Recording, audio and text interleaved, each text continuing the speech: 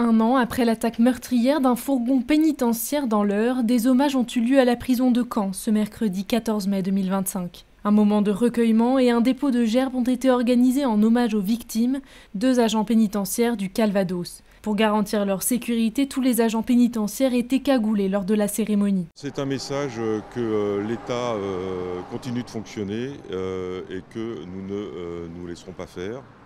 Voilà, nous avons des moyens, nous avançons, c'est un message de résilience.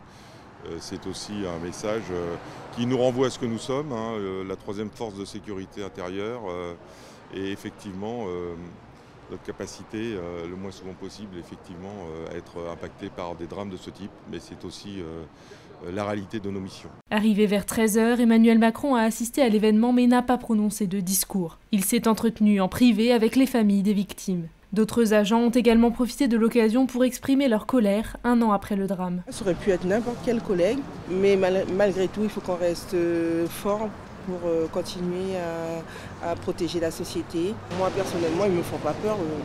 C'est pas ce qui va m'empêcher d'aller travailler ou de vivre. Le 14 mai 2024, un commando avait pris pour cible un fourgon pénitentiaire au péage d'Incarville, dans l'Eure. 2 agents, Fabrice Moello et Arnaud Garcia, avaient été tués dans l'attaque à la voiture bélier. Le détenu qu'il transportait, Mohamed Amra, dit La Mouche, devait être transféré vers la maison d'arrêt d'Évreux. Les assaillants avaient réussi à le faire échapper. 9 mois après l'attaque, en février dernier, le narcotrafiquant avait été retrouvé et interpellé en Roumanie. Il se trouve aujourd'hui à l'isolement à la prison ultra sécurisée de Condé-sur-Sarthe, dans l'Orne. Plusieurs de ses complices ont également été arrêtés dans d'autres pays européens.